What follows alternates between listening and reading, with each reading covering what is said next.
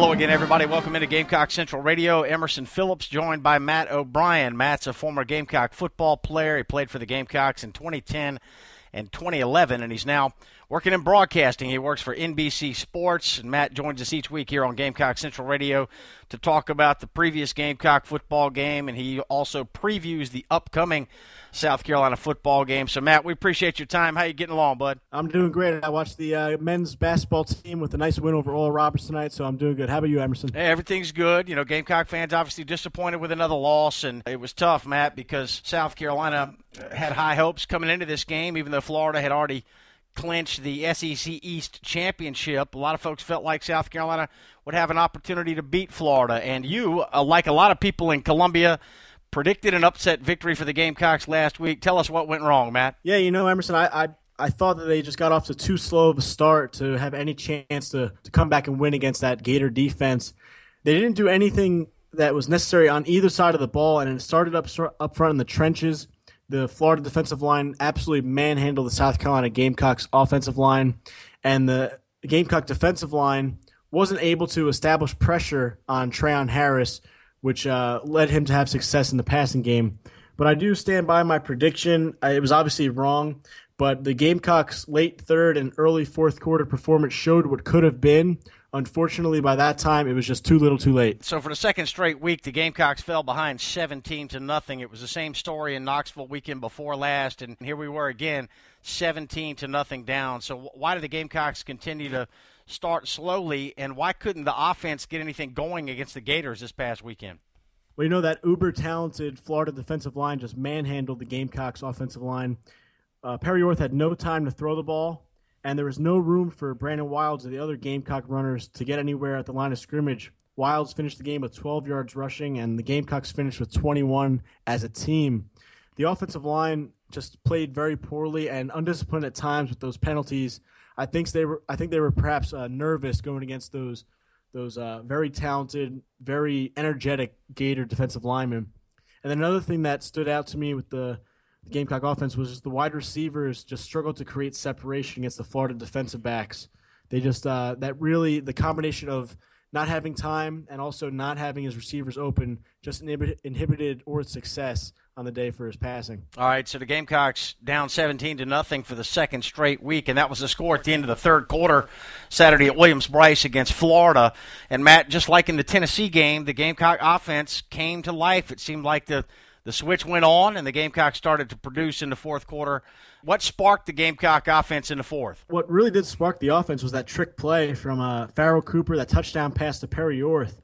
And then they got a huge help from the defense coming up with a 3-and-out on the next series, which led to a touchdown drive again for the Gamecock offense where Orth looked in rhythm. He looked very comfortable, and he found Farrell Cooper for a touchdown, so that Cooper to Orth and Orth to Cooper connection seemed to be working there. But like you said, Emerson, it was just too little too late. All right, Matt, let's talk a little bit about the Gamecock defensive performance. 24 points allowed, not terrible. And I thought the defense kept Carolina in the game, much of the ball game. But when South Carolina needed a stop late in the game after the Gamecocks had cut it to 17-14, Taylor broke off that 53-yard run down to the 1, and Florida scored on the next play to make it a 10-point margin. And that was all she wrote for South Carolina. Yeah, they gave up the 14 points early on.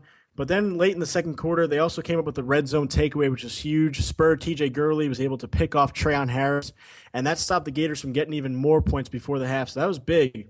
But those big windows in coverage we saw in previous weeks just continued. They allowed Trayon Harris to pick apart the defense at times. He finished with over 250 passing yards, which to me was way too much for a guy who's such inconsistency with his accuracy and his decision-making. I thought the Gamecocks should have held him to around 180, 170 mark. But later on in the game, they did come up with big stops, takeaways, which allowed the South Carolina offense to come back on the field, score some points, and gain momentum. That last play, that big play by Kelvin Taylor, that 53-yard run, that was just an error at all three levels of the defense. The defensive line didn't hold their gaps at the line of scrimmage. Sky Moore, who's played a brilliant year for the Gamecocks, he filled the wrong gap and really took himself out of the play, allowing himself to be blocked by the Florida offensive lineman. And then the safety, Jordan Diggs, was at about 13 yards, and at the snap, rather than looking to read the tackles and the guards, he just backpedaled, and he was at about 17 yards, took himself way out of the play to make a tackle in the gap that was open from the lack of gap control by the defensive line, and the poor fit by Sky Moore. So the combination of those factors led to that huge run by Taylor. It led to another score by the Gators and just sealed the victory. But this game, more than any, just showed South Carolina's lack of talent, or SEC caliber talent, across the board. And it really just stood out on the perimeter players, the skill players especially, and particularly on the offensive side of the ball. Like I said, South Carolina was unable to create any separation at the wide receiver position. Those guys, man-to-man, just weren't as talented as the Florida Gators. Gamecock Central Radio, Emerson Phillips and Matt O'Brien here breaking down this 24-14 Florida victory over the Gamecocks. And we've got new smartphone apps available for you. We've got a new Android app and a new iPhone app that are both out now. And we're also on iTunes. Simply search Gamecock Central Radio for all three, the new Android app, the iPhone app, and iTunes. Search Gamecock Central Radio. So, Matt, it is another loss for South Carolina. The Gamecocks are 3-7, and they wrap up SEC play 1-7.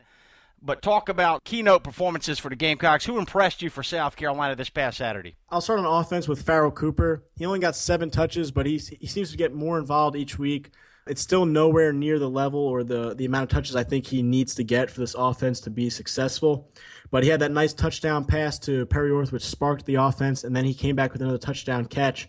And he's playing at a very high level for the Gamecocks. And as an offensive guy, it's all on him to kind of be the momentum, be the force of the offense. And I think he's doing a good job despite not having enough touches. On the defensive side of the ball, I thought Marquavius Lewis keeps is improving. He didn't have a tremendous statistical game, but he's proven to be the Gamecocks' best pass rusher.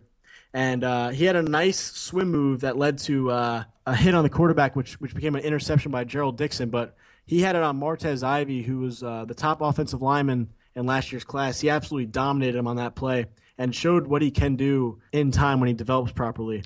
And then the guy who I was giving the game ball to was Kelsey Griffin. Despite his limited playing time, he had 3 tackles, including 2 tackles for loss and a sack. And his penetration is really the antidote to the Gamecocks' ailing pass rush. And quite frankly, he deserves a lot more playing time. And then I have to give a shout-out to the punter, Sean Kelly. He had 3 punts that went within the 20-yard line, including a 69-yard boom. He's been a true asset and a true weapon for the Gamecocks all season, and he's been one of the better Gamecock punters I've seen in a while. Matt, staying with the Gamecock defense for a moment and looking ahead to the future, do you see some pieces, some players that the Gamecocks will be able to build around as we begin to kind of put a bow on this 2015 season and look ahead to the future? Do you see some SEC talent on the defensive side of the ball? You know, in the secondary, the only guy who stands out at being a consistent performer for me moving forward would be Chris Lamons. He's shown some flashes in the past, and this year he's really come on and really been the only guy who I've seen compete on a week-to-week basis against teams' talented receivers. He also has struggled at times against Florida. He had that missed play on the ball, which allowed Gator running back Jordan Cronkite to catch the ball and run in for the easy touchdown. But he's been pretty good in the secondary. I would look to him moving forward. They obviously need to upgrade the talent at the safety and corner positions moving forward. At linebacker, I think Sky Moore, TJ Holloman, Bryson Allen Williams, and John Walton are all signs that are positive for the Gamecocks moving forward. So they'll be a good unit there next year. It'll be interesting to see if John Walton stays on the defensive side of the ball. He's obviously a tremendous athlete who I think could have success as a running back when Wilds and Carson leave. But the defensive linemen, you got pretty much the whole unit returning, who I think will be solid. I like Marquavius Lewis, Dante Sawyer, Taylor Stallworth, Kelsey Griffin, who should be playing a lot more. Then you have Boosie Whitlow and Darius English. So that unit, if they develop properly and they get someone to come in who can coach them how to use their hands and play with proper technique, they could be a pretty good unit for the Gamecocks down the road. Very good, Matt. Do you think Sky Moore goes pro? I hope not. He's been tremendous for the Gamecocks. If he gets a good grade or if he's feeling that he needs to go pro, then more power to him. But I think the Gamecocks could certainly use him. I couldn't fault him with whatever decision he decides to make, though. All right, it's Gamecock Central Radio with Emerson Phillips and Matt O'Brien. We're breaking down this Florida game from this past Saturday, and you can get breaking Gamecock news alerts delivered to your email inbox. All you have to do is text USC to 42828. Text USC to 42828, or go to the Gamecock Central homepage for more information. Matt, just 2 games left in the regular season, and the Gamecocks will welcome in an in-state opponent, the Citadel Bulldogs, coming to town on Saturday. And the Citadel team, while athletically should not be able to compete with South Carolina, we know that the Citadel has had a tremendous year, and they shared the Southern Conference Championship this year. That's a good team. Yeah, Citadel's a good team. They'll be playing with a chip on their shoulder. Obviously, a lot of those guys were probably overlooked by South Carolina coming out of high school. And then another thing is they just run that triple option, that tricky offense, and they run it at a high level. They're averaging 426 yards of offense per game. So maintaining gap assignments to stop the run will be a key point of the Gamecock defense, and it's something they've struggled with all season long. They'll have to do a good job of it against Citadel because they could have a sneaky success against the Gamecock defense if they do continue to come out with those poor gap control and those poor fits from the linebacker and safety spots. This week will be all about focusing on fundamentals for the Gamecocks, fixing errors and tinkering with the personnel. I think that they have the talent to overcome Citadel, but they need to be put in a position to succeed and play at a high level and play with focus. All right, we've got another noon kickoff this Saturday for South Carolina and the Citadel, and we just found out today that the Carolina-Clemson game will also be a noon kickoff, and that game will air on either ESPN or ESPN2. Matt, do you ever remember South Carolina playing so many noon games? No, I don't, but with a struggling season, you get kind of slated into those games. But you got to do what you got to do as a player. They need to go out there and play at a high level. I know they want to play under the lights at night in primetime games, but they just haven't played well enough to earn those night slots. That's right. You got to earn the right to play at night. No question about that. All right, Matt, we'll talk more in depth about Clemson next week, and we will also have a full preview of the Citadel game coming up later this week on Gamecock Central Radio. Thanks for your time, Matt. Thank you, Emerson. All right, good stuff today from Matt O'Brien, former Gamecock football player, now working with NBC Sports. He's in New York City. He joins us each week here on Gamecock Central Radio, and I'm Emerson Phillips. Thanks for tuning in.